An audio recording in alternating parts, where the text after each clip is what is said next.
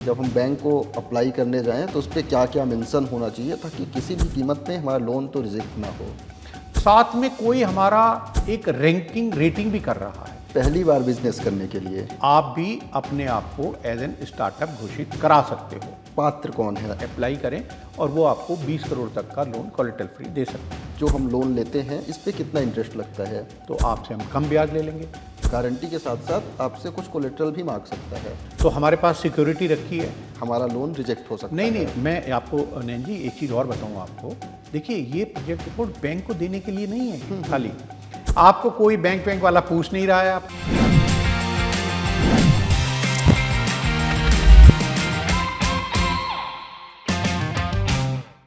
नमस्कार, स्वागत है आपका एक बार फिर से जागरण बिजनेस के खास शो एमएसएमई बदलाव में। अब तक हमने कई सारी स्कीम्स के बारे में आपसे बात की, आरबीआई द्वारा इंट्रोड्यूस ट्रेड्स के बारे में बात की और एक बहुत ही खास बिजनेस आइडिया अपैरल के एक्सपोर्ट से जुड़े बिजनेस के बारे में भी बात की।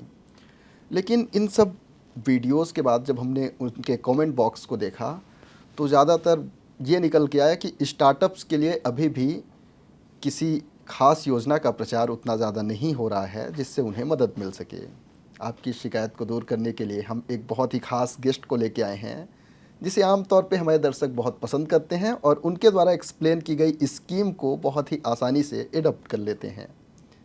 जी हाँ, हम बात कर रहे हैं मुकेश मोहन गुप्ता जी की, जिन्हें एमएसएमई स्कीम्स का एक्सप्लेन करने का एक मास्टर कहा जाता है। मुकेश जी, आपका स्वागत है। धन्यवाद नैन जी, बहुत बहुत धन्यवाद। और आज हम आपसे स्टार्टअप्स के बारे में जानना चाहेंगे। जी, हमने एक स्कीम के बारे में जाना, credit guarantee scheme for startups. ये स्कीम क्या है और स्टार्टअप्स की किस तरह से मदद करती है? देखिए, बिल्कुल आपने अपने इंट्रोडक्टरी एड्रेस में बिल्कुल ठीक कहा कि भाई लोगों की शिकायत है कि जो यूथ हैं वो स्टार्टअप में बड़े बड़े कारनामे कर रहे हैं। बिल्कुल। लेकिन फिर भी क्या उनको उतनी मदद मिल रही है सरकार से या सरकारी स्कीम से जो उनको चाहिए, उसके बारे में शायद उनकी काफ़ी कुछ अनभिज्ञता है, मैं ये कहूँगा। क्योंकि आज अगर हम स्टार्टअप देखते हैं तो 2 लाख से ज़्यादा स्टार्टअप हमारे यहाँ पर रजिस्टर्ड हैं और कितने हमारे यूनिकॉर्न बन गए हैं इन्हीं स्टार्टअप्स में से। लेकिन फिर भी इन स्टार्टअप्स की जो समस्या है उनमें एक सबसे बड़ी समस्या ये है कि मेरे पास आइडिया तो है बढ़िया, बिल्कुल, लेकिन अब मुझे ऐसा लगता है कि इस आइडिया को इम्प्लीमेंट करने के लिए भैया पैसे तो हैं नहीं मेरे पास, तो फंडिंग कहाँ से आएगी। और जब मैं बैंक में जाता हूँ तो बैंक कहता है अच्छा लोन चाहिए, अच्छा आइडिया है, वैसे तो देखो हम एक्सपीरियंस लोगों को लोन देते हैं पर चलो आप स्टार्टअप हैं तो आपको भी दे देंगे, शुरुआत है, बताओ अपना कोलेटरल सिक्योरिटी क्या है। अब मैं पूछता हूँ कि भाई कोलेटरल सिक्योरिटी क्या होती है, क्योंकि जो स्टार्टअप हैं उनको कई बार टेक्नोलॉजी में तो एक्सपर्ट होते हैं लेकिन ये जो वर्ड्स हैं कई बार उनको समझ नहीं आते, टर्म्स की प्रॉब्लम। तो बैंक उनको बोलते हैं भाई कोलेटरल सिक्योरिटी का मतलब ये है कि भाई आप एक क्या ऐसी सिक्योरिटी दोगे कि अगर आपने डिफ़ॉल्ट कर दिया कभी लोन में तो उस प्रॉपर्टी को बेचकर हम आपका जो लोन है वसूल कर सकें। गिरवी। जी, गिरवी। बिल्कुल साधारण शब्दों में आपने बिल्कुल सही शब्द का इस्तेमाल किया। तो बैंक कहता है कि भाई अपना कोई मकान दे दो मुझे, कोई अपनी दुकान दे दो, कोई आपका प्लॉट हो वो दे दो, ऐसी कोई इमूवेबल प्रॉपर्टी आप मुझे दे दो सिक्योरिटी में, ताकि जैसे ही आपने डिफ़ॉल्ट किया मैं उस प्रॉपर्टी को बेच के, क्योंकि ये तो भाई पब्लिक मनी है, उनका सोच भी अपनी जगह ठीक है, तो मैं इसको अपना लोन वसूल कर लूँ। लेकिन जब जो स्टार्टअप्स हैं उन वो कहते हैं कि भैया मैं तो अभी ग्रेजुएशन करके आया हूँ, मैंने तो अभी आईआईटी किया है, आईआईएम किया है, मेरे दिमाग में तो एक आइडिया है, आइडिया बहुत अच्छा है और मैं देख रहा हूँ कि कितने स्टार्टअप यूनिकॉर्न बन रहे हैं, कितने लोगों को एम्प्लॉयमेंट दे रहे हैं, तो आप मेरे आइडिया के ऊपर मुझे फंडिंग कर दो ना। तो बैंक कहते हैं कि भाई ऐसे फंडिंग हम नहीं करते, हमें तो कोलेटरल सिक्योरिटी चाहिए आपसे कुछ। तो ये जो प्रॉब्लम है, इस प्रॉब्लम को देखकर सरकार एक स्कीम लेकर आई जिसका आपने जिक्र किया, CGSS यानी credit guarantee scheme for startup. यहाँ सरकार कह रही है कि भैया गारंटी मैं दूंगी और लोन बैंक से कह रही है कि तुम दे दो इन स्टार्टअप को। और वो भी कोई छोटा मोटा लोन नहीं, वो कह रहे हैं कि 20 करोड़ तक का लोन आप बिना किसी कोलेटरल सिक्योरिटी के हमारे इन स्टार्टअप्स को दे दीजिएगा। तो ये स्कीम है मोटे तौर पर, ये जिसकी आप बात कर रहे हैं। वो भी पहली बार बिजनेस करने के लिए। हाँ, स्टार्टअप तो देखिए स्टार्टअप वही होते हैं, ऐसा जरूरी नहीं है कि पहली बार बिजनेस कर रहे हैं। तो हमें यहाँ पर स्टार्टअप की डेफिनेशन भी शायद समझनी बहुत जरूरी है।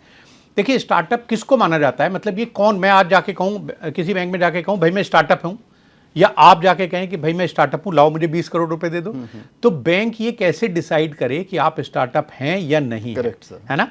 और कब तक आप स्टार्टअप रहेंगे? क्या मैं भी आज स्टार्टअप हो सकता हूं? जी हाँ, देखिए उसकी कुछ कंडीशंस हैं।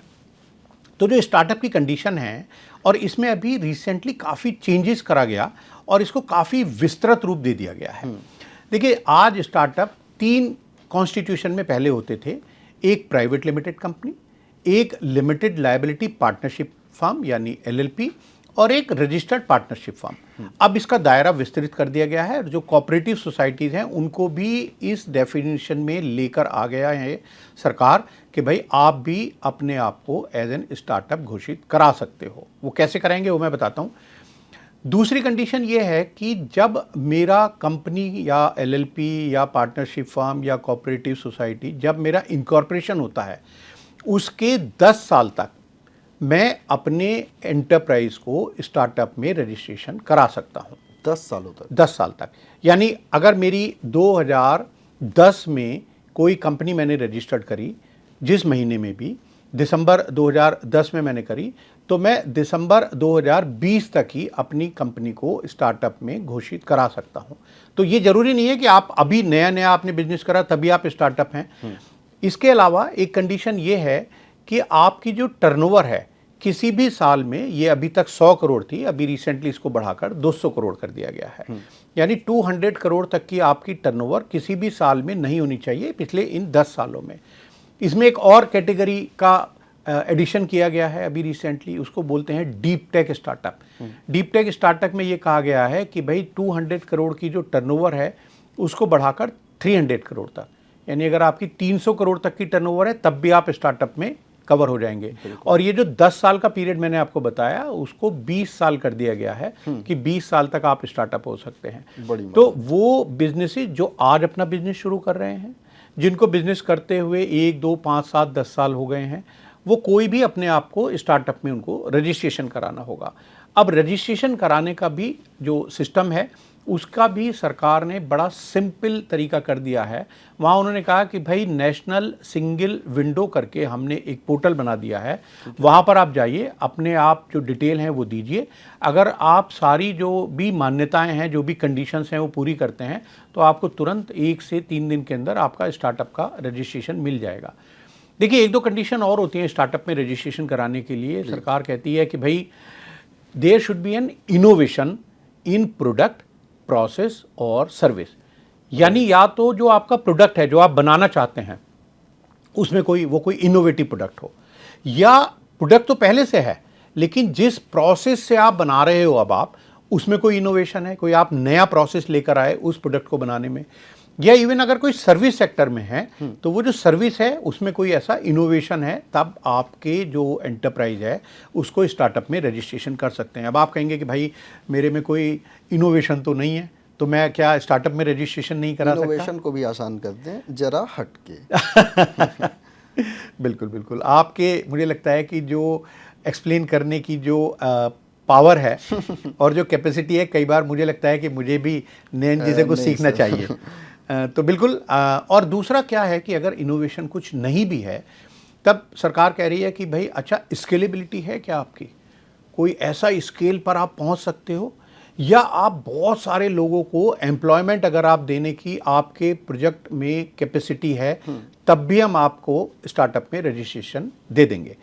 तो ये हुआ तरीका कि पहले आपको अपने स्टार्टअप को रजिस्टर्ड कराना पड़ेगा। DPIIT एक डिपार्टमेंट है ministry of commerce and industry का, वहाँ पर जैसे मैंने आपको बताया नेशनल सिंगल विंडो स्कीम, वहाँ जाकर अपने आप को एक पहले आप स्टार्टअप घोषित करा लीजिए, स्टार्टअप का सर्टिफिकेट ले लीजिए और फिर जाइए बैंक में कि भैया लाओ 20 करोड़ रुपए तक का लोन मुझे आप अब दे सकते हो बिना किसी सिक्योरिटी के। मुझे उम्मीद है कि आपने स्टार्टअप्स के बारे में समझ लिया होगा। इससे कहीं ना कहीं पात्रता भी क्लियर हो जाती है कि कौन उसके लिए एलिजिबल है। लेकिन अगर पॉइंटर में, छोटे छोटे पॉइंट में हम इन्हें बताएं कि पात्र कौन है लाभ लेने का, जी बिल्कुल, तो वो बिल्कुल बिल्कुल। बहुत अच्छा सवाल है आपका कि भाई मैंने स्टार्टअप तो करा लिया रजिस्ट्रेशन, तो क्या मैं जाके बस ले लूँ अपना जो 20 करोड़ तक का लोन है? देखिए जो पात्रता है किसी भी लोन की, वो बैंक के या जो भी इंस्टीट्यूशंस हैं जो लोन देंगे उनके ड्यू डिलिजेंस पर भी निर्भर करती है। पर ख़ास तौर से मैं बताता हूँ आपको क्या है कि एक तो पात्रता सबसे इम्पॉर्टेंट ये हो गई कि भाई आपका स्टार्टअप में रजिस्ट्रेशन होना चाहिए।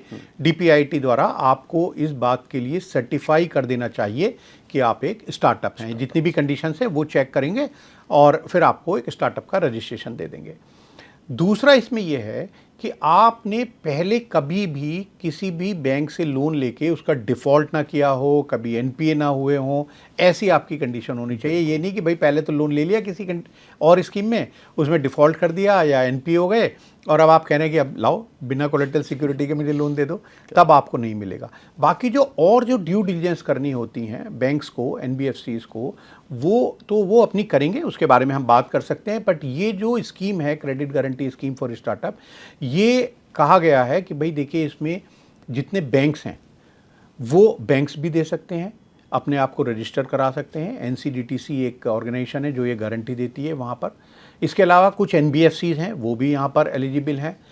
ऑल्टरनेट इन्वेस्टमेंट फंड हैं कुछ, वो भी यहाँ पर एलिजिबल हैं कि आप वहाँ अप्लाई करें और वो आपको 20 करोड़ तक का लोन कोलेटरल फ्री दे सकते हैं। जी, चलिए पात्रता जान लिया। अब सबसे ज़रूरी चीज़ जो होती है किसी भी लोन में, कोलेटरल के बाद जो दूसरी सबसे बड़ी प्रॉब्लम है, एक समस्या है, वो है सर इंटरेस्ट रेट की। इस स्कीम के तहत credit guarantee scheme for startups के तहत जो हम लोन लेते हैं इस पे कितना इंटरेस्ट लगता है?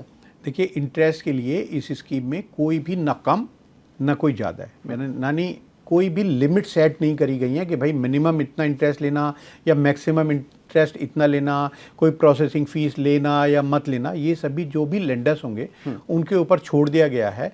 और ये जो इंटरेस्ट होता है ये आपकी बहुत कुछ रेटिंग के ऊपर डिपेंड करता है।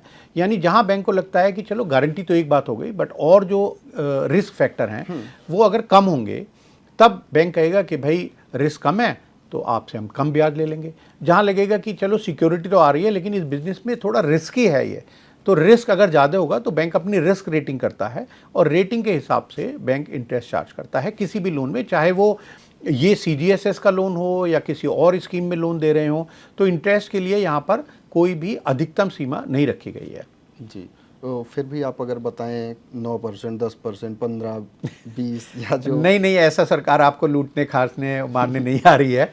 तो देखिए रेट ऑफ इंटरेस्ट हो सकता है लगभग 8% से शुरू हो सकता है और 10-11% तक हो सकता है। इसके अलावा जब आपको गारंटी दे रही है सरकार की एक जो फंड है, देखिए रेट जो है वो लगभग 8% से 11% के बीच में हो सकता है depending on rating of the organisation. इसके अलावा जो गारंटी दे रही है जो फंड, वो कहते हैं भाई मैं गारंटी अगर दे रहा हूँ आपको तो कुछ तो चार्जेस मैं भी लूँगा, तो वो भी 1%, 0.5% से लेके कुछ 1.5-2% तक डिपेंडिंग ऑन वेरियस कैटेगरीज वो अपनी हर साल एक गारंटी फीस भी लेते हैं। एनुअल होता है? जी, एनुअल होता है। और सर इस लोन पे गवर्नमेंट जो गारंटी देती है ये कितने % तक का देती है? अधिकतम क्या राशि तय होती है? देखिए इसमें यह है कि अगर 10 करोड़ तक लोन है इसमें तब 85% है, और अगर 10 करोड़ से ऊपर का लोन है तब 75% जो लोन अमाउंट है उसकी गारंटी सरकार दे देती है। ठीक है। तो कुछ तो रिस्क भैया बैंक को भी लेना पड़ेगा। इसमें ये भी हो सकता है कि बैंक ये भी कह सकते हैं आपसे कि भाई चलो मुझे कुछ तो मिल रही है वहाँ से गारंटी, कुछ सिक्योरिटी भी आप दे दो, तो पार्टली सिक्योरिटी भी ले सकता है बैंक, आपसे डिमांड कर सकता है। मतलब गवर्नमेंट स्कीम में ऐसा प्रावधान है कि बैंक गारंटी के साथ साथ आपसे कुछ कोलेटरल भी मांग सकता है? हाँ, देखिए अगर बैंक को ऐसा लगता है कि थोड़ा रिस्की प्रोजेक्ट है और केवल जो ये गारंटी है जो सरकार के द्वारा हमें मिल रही है इससे ही हमें ऐसा लगता है कि पूरा हमें कॉन्फिडेंस नहीं आ रहा, they want some skin of the promoters also, तो वो डिमांड कर सकते हैं। और कई बार क्या होता है जो स्टार्टअप हैं वो अपने से भी कहते हैं, जैसे मैंने आपसे बताया कि भाई ये जो गारंटी ट्रस्ट फंड है जी सर, एनसीडीटीसी, वो भी कुछ कमीशन चार्ज करता है एनुअल। तो कई बार कुछ प्रमोटर्स स्टार्टअप ऐसे होते हैं वो कहते हैं कि भाई हमारा मार्जिन उतना ज़्यादा नहीं है तो हमारे पास सिक्योरिटी रखी है, हम आपको कुछ सिक्योरिटी दे देंगे, जो नेट अमाउंट होगा जिसकी गारंटी लेनी है बस आप उतनी गारंटी लीजिए, हम उसी पे ये जो कमीशन है वो देंगे, जो आपने सिक्योरिटी दे दी उस पर जो ये कमीशन है उस पर ये चार्ज नहीं होता। Correct sir. अब सर अगला सवाल ये आता है, क्या कोई मोरिटोरियम टाइम है और रीपेमेंट के लिए कितना वक्त मिलता है? देखिए मैं आपको बताऊं नयन जी कि इस स्कीम के अंतर्गत कोई भी इस तरह की बाउंडेशन नहीं दी गई है कि आप कितना मोरिटोरियम लेंगे, कितना रिपेमेंट पीरियड देंगे, क्योंकि ये जो लोन है ना, ये हर तरह का लोन हो सकता है। ये आपका टर्म लोन भी हो सकता है, जिसमें आपने कहा कि भाई कोई मोरेटोरियम पीरियड हो, कोई रिपेमेंट का कोई ड्यूरेशन हो, कितने साल में कर सकते हैं। इसके अलावा ये वर्किंग कैपिटल भी हो सकती है, जहाँ पर एनुअल बेसिस पे मिलता है आपको। तो वर्किंग कैपिटल में तो ना कोई मोरेटोरियम होता, ना कोई रिपेमेंट का कोई प्लान होता, तो ये वर्किंग कैपिटल भी हो सकती है, ये नॉन फंड बेस्ड फैसिलिटी भी हो सकती हैं। तो यहाँ जो भी बैंक्स हैं, जो लेंडर्स हैं, वो डिसाइड करेंगे कि मैं जो टर्म्स हैं लोन की वो क्या रहेंगी। इस स्कीम के अंतर्गत तो बस ये छोड़ दिया गया है लेंडर्स के ऊपर कि भाई आप लोन दो, अपनी जो स्कीम है, जो भी आपके प्रॉफिटेबिलिटी के हिसाब से, देखिए जो लोन मिलता है उसके बहुत सारे फैक्टर्स होते हैं। बैंक ये देखता है कि भाई आपका पास्ट एक्सपीरियंस क्या है, करेक्ट। बैंक ये देखता है कि भाई आपका इसमें कैश फ्लो कितना जनरेट होगा, कितना इसमें रिस्क है, आपने पास में जो लोन लिया वो कैसे आपने टाइमली दिया। अगर जैसे मैंने आपको बताया कि भाई 10 साल या 20 साल तक के भी जो बिजनेसेस हैं वो स्टार्टअप में आ सकते हैं, तो आप अगर अपना बिजनेस ऑलरेडी कर रहे हैं तो वो बिज़नेस कैसे कर रहे हैं, आपका प्रॉफिट ठीक दिख रहा है या नहीं दिख रहा बुक्स में, आपके जो एचआर की हैं इश्यूज़ वो सब कुछ ठीक ठाक हैं या नहीं आपके पास, यानी एक टीम है या नहीं है, जो प्रमोटर्स हैं वो एजुकेटेड हैं, उनको क्या एक्सपीरियंस है, आपकी कंप्लायंसेस कैसी हैं, आप टाइमली अपने स्टैट्यूटरी ड्यूज़ हैं वो पे करते हैं या नहीं करते, आप कभी कोई भी छोटा आपने लोन लिया या बड़ा लोन लिया उसमें कोई डिफ़ॉल्ट तो नहीं करते, आप अपने जो ट्रांजैक्शन हैं पूरे जो बिज़नेस के वो बैंक के थ्रू आप रूट करते हैं या नहीं करते। ये ऐसी बहुत सारी चीज़ें हैं जो कंसीडर करता है बैंक आपको किसी भी लोन को देने के लिए। वो सारी चीज़ें इस क्रेडिट गारंटी स्कीम जो है स्टार्टअप्स के लिए, उसमें भी सारी चीज़ें बैंक ज़रूर देखता है। देखिए ऑलमोस्ट सारी चीज़ें क्लियर कर दी सर ने। अब एक सबसे ज़रूरी सवाल आता है, मैं खुद से क्या अप्लाई कर सकता हूँ इस लोन के लिए, अपने से बिना बैंक जाए? बिल्कुल कर सकते हैं। तो वैसे तो देखिए हम chamber of Indian micro small and medium enterprises को रिप्रेजेंट करता हूं मैं, और हम ये मदद करते हैं जितने भी एमएसएमईज़ हैं या स्टार्टअप्स हैं कि वो हमसे भी मदद ले सकते हैं। लेकिन कोई भी इस तरह का रेस्ट्रिक्शन नहीं है किसी भी लेंडर के द्वारा कि आप किसी कंसल्टेंट, किसी अपने चैम्बर या किसी और के द्वारा, ऑथराइज रिप्रेजेंटेटिव के द्वारा आप लोन को अप्लाई कराइए। अगर आप लगता है आपको कि आप सक्षम हैं, आप अपना लोन अप्लाई कर सकते हैं खुद से, आप अपनी प्रोजेक्ट रिपोर्ट बना सकते हैं। एक इसमें होता है जो एक credit monitoring authorisation CMA data, आप अपना वो सीएमए डाटा बना सकते हैं। तो आप अपने से खुद अप्लाई कर सकते हैं, और इसको अप्लाई करने का जो तरीका है ना, वो इतना प्यारा, इतना सुंदर, इतना बढ़िया है कि आप अपने से बिल्कुल कर सकते हैं। मैं आपको बताता हूं, आपको और आपके दर्शकों को, कि आप इसमें लोन आखिर कैसे अप्लाई कर सकते हैं। सर। एक पोर्टल है jansamarth.in, आप इस पोर्टल पर जाइए। इस पोर्टल पर जाकर आप दो काम कर सकते हैं। पहले आप अपनी एलिजिबिलिटी चेक कर सकते हैं, अच्छा, और फिर आप अप्लाई कर सकते हैं। और एक और तीसरा, इन दो काम को करने के बाद सबसे इंपॉर्टेंट, अब आपको लगता है कि भाई ये तो बताओ जो मैंने अप्लाई किया उसका भविष्य क्या है, कहाँ हुआ, कहाँ मेरी फाइल पड़ी है, कोई उसको देख रहा है कि नहीं देख रहा, करोगे या नहीं करोगे, भैया हाँ ना कुछ तो बता दो। तो यहाँ आप अपने लोन की ट्रैकिंग भी कर सकते हो। इम्पोर्टेंट चीज़। बिल्कुल। तो आप यहाँ jansamarth.in पर जाइए, पहले आप एलिजिबिलिटी चेक कर लीजिएगा कि भाई आपको मिलेगा इस स्कीम में या नहीं। इस पोर्टल पर जाकर आप credit guarantee scheme for startup का जो टैब है वहाँ जाइए लॉगिन करके, और आप जो अपनी बेसिक डिटेल्स हैं, बहुत बेसिक डिटेल वो मांगते हैं कि आपकी एलिजिबिलिटी चेक करने के लिए, आप एलिजिबिलिटी चेक कर लीजिए। वो खुद बता देगा आपको कि भाई आप, जैसे मैं कहूँ कि कोई प्रोप्राइटर है अगर, और वो कहे कि भैया मुझे तो दे दो ये कोलेटरल फ्री लोन, ये जो CGSS है स्कीम में, तो आप जब डालोगे कि मेरा कॉन्स्टिट्यूशन क्या है बिजनेस का, आप डालोगे मैं प्रोप्राइटर हूँ, तो वो कहेगा भैया टाटा बाय बाय, तुम्हारे लिए एलिजिबल नहीं है क्योंकि तुम स्टार्टअप ही नहीं हो सकते। राइट।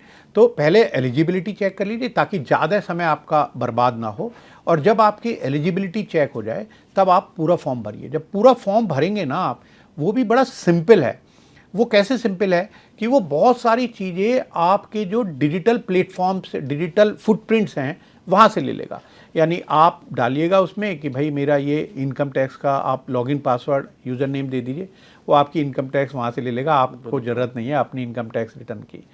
आप अपना GST का डिटेल वहाँ पर, अगर एग्जिस्टिंग बिजनेस कर रहे हैं तो वो डालिए। आप मिनिस्ट्री ऑफ कॉर्पोरेट अफेयर्स की डिटेल, आप जब कंपनी का डिटेल डालेंगे वो आपकी कंपनी, आपकी ग्रुप कंपनी, आपके डायरेक्टर्स, बहुत सारी चीज़ें वहाँ से वो इन जो डिजिटल फुटप्रिंट्स है वहाँ से वो डिटेल ले लेंगे। बस आप फिर उसके बाद जो डॉक्यूमेंट है उसकी पूरी लिस्ट है, वो डॉक्यूमेंट अपलोड कर दीजिए जो भी मांग रहे हैं, और उसके बाद निश्चिंत होके बैठिए। आपके पास आपने जिस बैंक को सेलेक्ट किया है, क्योंकि वहाँ ये भी फैसिलिटी है, आप अपनी पसंद का, यानी किससे आपको शादी करनी है, गठबंधन किससे करना है, किस बैंक की किस ब्रांच से, वो भी आप सेलेक्ट कर सकते हैं। आप सेलेक्ट कर लीजिए कि भैया मेरे को तो मेरे पड़ोस में ये बैंक है और उसकी ये ब्रांच है, इससे मुझे मिल जाए तो अच्छा है, आप वो सेलेक्ट कर लीजिए। मुझे उम्मीद है कि शायद 2-3 दिन के अंदर आपके पास उस बैंक की उस ब्रांच से घूमते घामते मैनेजर साहब आएंगे और कहेंगे नयन जी आपने अप्लाई किया था, बताओ आपकी हम क्या मदद कर सकते हैं।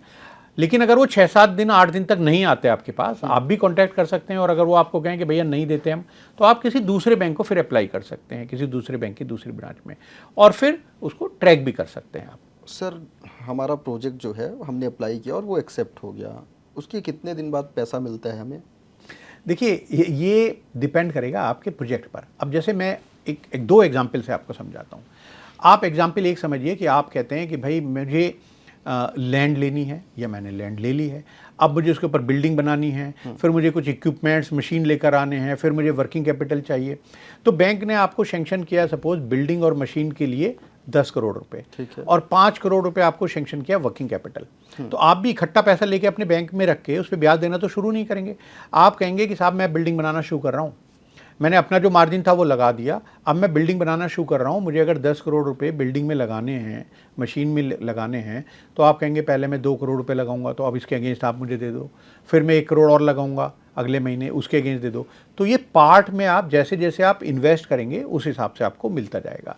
इसी तरह से वर्किंग कैपिटल का है। अगर आपको लगता है कि भाई मुझे रॉ मटेरियल खरीदना है, या आप कहते हैं कि मैंने तो ऑलरेडी इन्वेस्ट कर रखा है, मेरे पास देखिए डेटर्स भी है, स्टॉक भी है, मुझे इसके अगेंस्ट मेरा जो एक ड्राइंग पावर है वो बन रहा है, तो बैंक आपको दे देगा। तो ये नीड बेस्ड डिसबर्समेंट होता है, जैसे जैसे आपको ज़रूरत है। आप भी, मैं समझता हूँ कोई भी स्टार्टअप है, इकट्ठा पैसा लेके अपने करंट अकाउंट में नहीं रखेंगे, क्योंकि वो करंट अकाउंट में रखेंगे तो वहाँ तो ब्याज मिलेगा नहीं, और यहाँ मीटर शुरू हो गया। तो जैसे जैसे आपको ज़रूरत है, एक बार जब लोन सेंक्शन हो जाता है, तो आप जब जब आपको ज़रूरत है प्रोजेक्ट के हिसाब से, वो आपको प्रोजेक्ट के टाइम पे, जैसे मैंने शुरू में आपको बताया था कि एक सीएमए डाटा बनाना होता है, वहाँ आपको दिखाना होता है हर साल हर छठे महीने आप कितना कितना यूटिलाइजेशन करेंगे, आपको एक डिटेल प्रोजेक्ट रिपोर्ट बनानी होती है।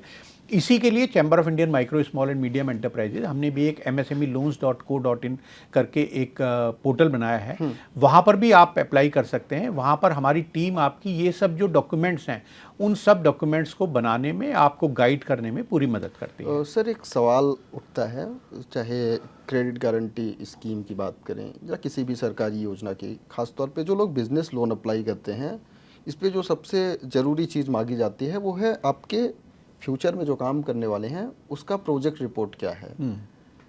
अब आप हमें ये बता दीजिए कि एक आदर्श प्रोजेक्ट रिपोर्ट क्या होती है, जब हम बैंक को अप्लाई करने जाएं तो उस पर क्या क्या मेंशन होना चाहिए ताकि किसी भी कीमत में हमारा लोन तो रिजेक्ट ना हो। तो नयन जी, जैसे आप नयन तिवारी जी हैं, पंडित जी हैं, है ना, तो जन्मपत्री हमारी होती है, जन्मपत्री में हमारा सब लिखा रहता है, भूत भविष्य वर्तमान। बिल्कुल। तो समझिए ये जो प्रोजेक्ट रिपोर्ट है ये हमारी जन्मपत्री है बिजनेस की। तो कैसे है जन्मपत्री? तो इसमें हम बताते हैं, जो मेन चीज़ें मैं बताता हूँ, इस जन्मपत्री जो होती है हमारी, इसमें क्या लिखा रहता है और क्या हमें देना होता है बैंक को। हमें बताना होता है कि भाई हमारी अगर कंपनी है, सपोज हम कंपनी ले लेते हैं, एक प्राइवेट लिमिटेड कंपनी है, LLP है, तो हमारी जो कंपनी है उसका क्या नाम है, वो हमने जो ministry of corporate affairs registrar of companies में कब रजिस्टर्ड कराई, उस कंपनी का जो रजिस्ट्रेशन नंबर है वो क्या है, उस कंपनी में कौन कौन डायरेक्टर्स हैं, उन डायरेक्टर्स का क्या क्या एक्सपीरियंस है, उन डायरेक्टर्स की क्या क्या क्वालिफिकेशन है, उनकी नेटवर्थ क्या है, उन्होंने कोई एसोसिएट कंसर्न, उनकी ग्रुप कंपनी है अगर तो वो क्या है, उन्होंने पहले कोई बिजनेस किया तो उनके 3 साल के बैलेंस शीट्स क्या हैं, प्रॉफिटेबिलिटी क्या है, उनके जो कंपनीज हैं उन्होंने कोई लोन लिया, उनकी क्या डिटेल्स हैं। तो ये हो गया प्रमोटर्स के बारे में। उसके बाद आता है प्रोजेक्ट के बारे में। आप बताइए कि जो प्रोजेक्ट है वो आप लोकेशन कहाँ पर है, कहाँ लगाएंगे, उसकी ओनरशिप कैसे है आपके पास, आपकी अपनी ज़मीन है या आप किराए पर ले रहे हैं। अपनी ज़मीन है तो वो ज़मीन है, आपको बिल्डिंग मशीन लेनी है अभी या आपने ऑलरेडी ले ली है।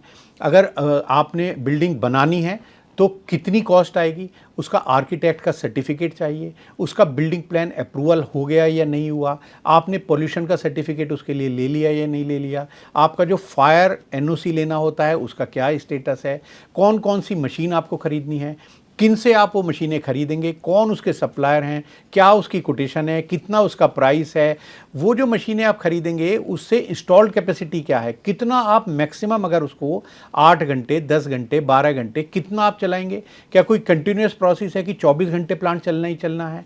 अगर जितने भी घंटे वो प्लांट चलेगा उस प्लांट के चलने में जो कैपेसिटी है टोटल, यानी अगर आप एक प्रोडक्ट बनाना चाहें, आप कहें कि भाई मैं एक कोई प्लास्टिक का गिलास बनाना चाहूँगा, तो कितने गिलास बन सकते हैं पूरे 8 घंटे में, 8 घंटे में इतने बन सकते हैं, तो पूरे 300 दिन में कितने बनेंगे, उस गिलास को बनाने में क्या क्या रॉ मटेरियल लगेगा, कितना हमारा उसका प्लास्टिक ग्रेनुअल्स लगेंगे, कितना कलर लगेगा, कितने और चीज़ लगेंगे, कितनी लेबर लगेगी, कितनी हमें पावर की ज़रूरत है, उसमें पावर की क्या कॉस्ट आएगी, उसमें कितने लोगों की हमें ज़रूरत पड़ेगी, उसमें कि कोई मैनेजर चाहिए, अकाउंटेंट चाहिए, टेक्निकल पर्सन चाहिए, उनकी क्या क्या सैलरी, मतलब आप समझिए कि पूरी जन्म पत्री।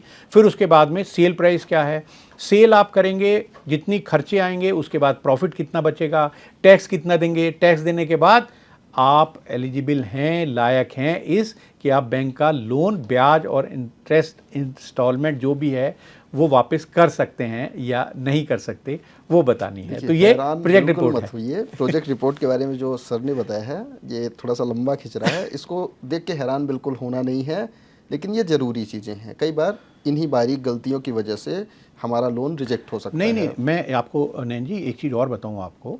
देखिए, ये प्रोजेक्ट रिपोर्ट बैंक को देने के लिए नहीं है खाली। अगर मैं एक प्रोजेक्ट शुरू कर रहा हूँ, मान लो मैंने आपको देखा, आप एक कोई भी गारमेंट की आपकी फैक्ट्री है और आप बढ़िया मर्सिडीज़ में घूमते हैं और आपके पास बढ़िया घर है और मुझे लगा कि यार ये गारमेंट का जो बिज़नेस है बहुत बढ़िया है, चलो मैं भी लगा लेता हूँ इसको, ठीक है। तो ऐसे बिजनेस ना लगाएं। ये प्रोजेक्ट रिपोर्ट केवल और केवल बैंक को देने के लिए, इसलिए कि आपको लोन मिल जाए नहीं ज़रूरी है, ये आपके अपने जो स्टडी है उसके लिए भी ज़रूरी है पहले कि भैया ये जो मैं बिज़नेस कर रहा हूँ उसका आखिर भविष्य क्या होगा। तो जैसे मैंने आपको कहा कि फ्यूचर भी बताता है आपका ये जो प्रोजेक्ट रिपोर्ट है, तो ये आपको अपने लिए भी, आप लोन ना भी ले रहे हो तब भी आपको ये सब चीज़ें ज़रूर ध्यान में रखनी चाहिए। और कुछ छूट रहा हो जो मैं नहीं पूछ पा रहा हूँ? देखिए, मैं बस आपको ये कहना चाहता हूँ कि अब आप ये पूछ सकते हो मुझसे, मुझे लगता है नयन जी, कि भाई आपने लोन अप्लाई कर दिया, आपको कोई बैंक वाला पूछ नहीं रहा है, आपके पास आता नहीं है, आपने एक के पास अप्लाई करा, दूसरे के पास अप्लाई करा, तीसरे के पास अप्लाई करा, आपको कोई पूछ ही नहीं रहा है। मतलब एक तो ये होता है कि भाई आपका लोन रिजेक्ट कर दें और आपको कारण बता दें कि भाई देखिए ये कारण है आपका, इस वजह से हम आपको नहीं दे सकते लोन, लेकिन कोई डिसीजन ही नहीं हो रहा, या कोई आपको ऐसा कोई और चीज़ ऐसी लगती है कि जो लेंडर्स हैं आपके, उन लोगों को आपको कोई सर्विस बतानी चाहिए कि भाई देखो इसलिए नहीं दे सकते।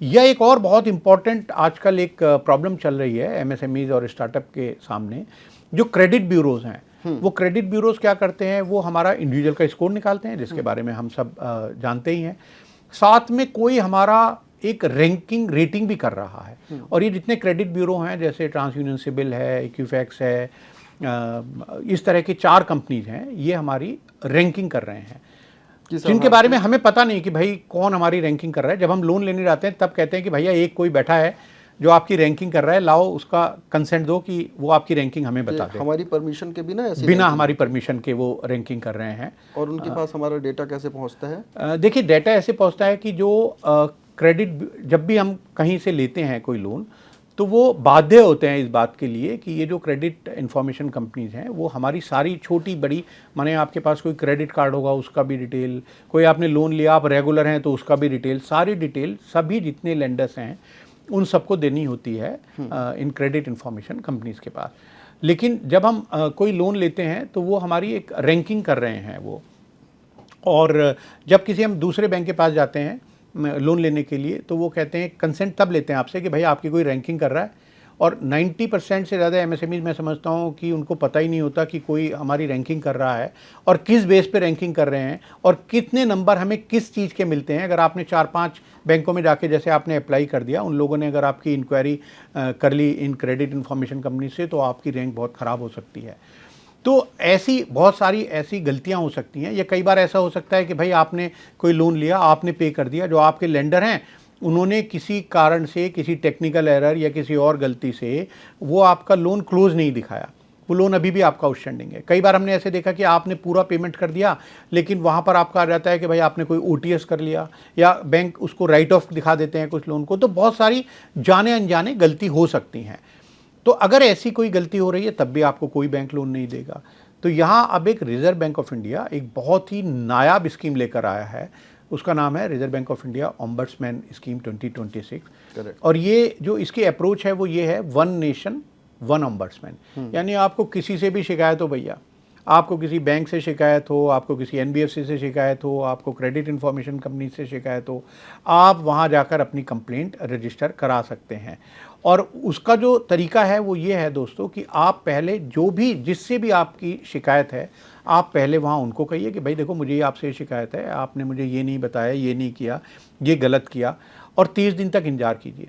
अगर 30 दिन में आपको कोई जवाब नहीं आता, या जो जवाब आता है उससे आपको लगता है कि भाई मैं सेटिस्फाइड नहीं हूँ, तब आप इस आरबीआई की ओम्बड्समैन स्कीम में अप्लाई कर सकते हैं।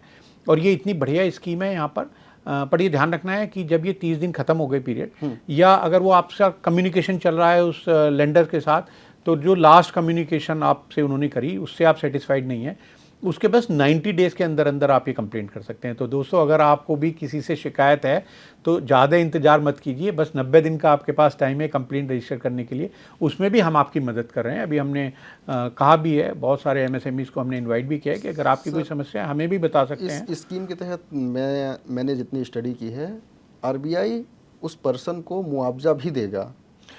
मुआवजे की आप बात कर रहे हैं, मैं मुआवजे से भी ऊपर की बात करता हूँ। आपको हाँ। जो नुकसान हुआ वो तो देंगे, हाँ। लेकिन आप कहेंगे कि भैया मेरा टाइम बहुत ख़राब हो गया है बिल्कुल। इसमें, मुझे मेंटल टेंशन बहुत हो गई, इसमें बहुत ज़्यादा हैरेसमेंट हुआ।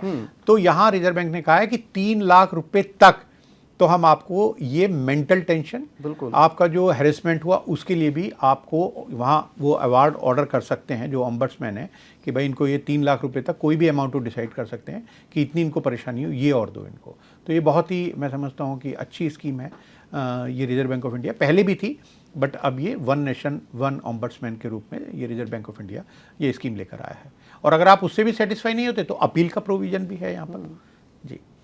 तो हमने आपको स्कीम के बारे में जानकारी दी, लेकिन सर ने एक बोनस चीज़ ये बता दी कि अगर बैंक के, मोटे शब्दों में कहूँ तो एक दुर्व्यवहार जैसा शब्द है, अगर बैंक आपके साथ दुर्व्यवहार करता है तो आप आरबीआई में शिकायत करके 3 लाख रुपए तक का मुआवजा भी ले सकते हैं अपने मेंटल टॉर्चर्स के बिहाफ पे। हाँ नहीं, वैसे तो देखिए 30 लाख रुपए तक है, बट ये तो हाँ 3 लाख रुपए मेंटल टॉर्चर का है। और दुर्व्यवहार की बात मैं करूँगा, जो ये शिकायत है ना, इसमें कहा गया है डेफिशिएंसी इन सर्विसेज। यानी अगर आप किसी ब्रांच में गए, ब्रांच में कोई आपको थोड़ा तू तड़ाक से बोल दे, यार नहीं देता मैं तुझे, जा ये वो, तो वो दुर्व्यवहार। जो सर्विस है हाँ, वो सर्विस में कोई डेफिशिएंसी होनी चाहिए, क्योंकि उसको आप कैसे प्रूव करेंगे कि भाई इसने मेरे से गलत बोला है। तो कोई आपने उनको कोई सर्विस मांगी हो आपने उससे कि मुझे ये लोन दे दीजिए, मेरा जो आप क्रेडिट स्कोर या क्रेडिट रैंकिंग आप कर रहे हैं वो ठीक करिए, आप गलत क्यों कर रहे हैं, या आपने मुझे ज़्यादा इंटरेस्ट चार्ज कर लिया है, कोई बैंक है आपको, या आपको कोई जो उनको बताना चाहिए एक तय सीमा के अंतर्गत कि भाई हम आपको देंगे लोन या नहीं देंगे। तो जो भी सर्विसेज हैं अगर उनमें कोई डेफिशिएंसी है तो आप ये बिल्कुल ओम्बड्समैन का फ़ायदा ले सकते हैं। मतलब टेक्निकल और फैक्चुअल गलती की वजह से आप इसका लाभ उठा सकते हैं। तो जो स्टार्टअप स्कीम्स की बात है, credit guarantee scheme for startups, इसके तहत आपको 20 करोड़ रुपए तक का लोन मिलता है। पूरा एक्सप्लेनर बहुत ही आसान शब्दों में मुकेश सर ने बता दिया। Mukesh sir chamber of Indian MSME के प्रेसिडेंट हैं। इस तरह की कोई भी समस्या होने पे हमेशा मदद के लिए मौजूद रहते हैं। आप अपनी समस्याओं को हमारे वीडियो के कमेंट बॉक्स में लिख कर भेजें, या फिर business@jagrannewmedia.com पर मेल करके भी हमें भेज सकते हैं। हम आपके उन तमाम जवाबों को आपके संतुष्ट होने तक आपके सवालों का जवाब देने की कोशिश करेंगे। और मैं भी नयन जी, मैं भी आपके दर्शकों से मैं भी एक यहाँ वादा करके जा रहा हूँ आज आपके शो में कि जो भी कमेंट आएंगे आपके इस इम्पोर्टेंट एमएसएमई बदलाव के जो भी ये एपिसोड्स हैं, उनमें मैं भी कोशिश करूँगा कि मैं भी तुरंत जवाब दे दूं, ताकि आप तो मुझे भेजते ही हैं और आप मुझसे लेते हैं कि इनको क्या जवाब देना है, बट मेरी तरफ से भी दोस्तों आपको ये एक कमिटमेंट है कि आप जो भी इस वीडियो के ऊपर कमेंट करेंगे, जो भी आप जानना चाहेंगे, उसके लिए मैं भी कटिबद्ध रहूँगा कि मैं भी आपको तुरंत रिप्लाई करके आपकी समस्या का कुछ समाधान अगर कर सकूँ तो मेरे लिए सौभाग्य की बात चलिए, होगी। ये दर्शकों के लिए एक बहुत ही अच्छी बात हो गई। अभी सब्सक्राइब कर लें जागरण बिजनेस।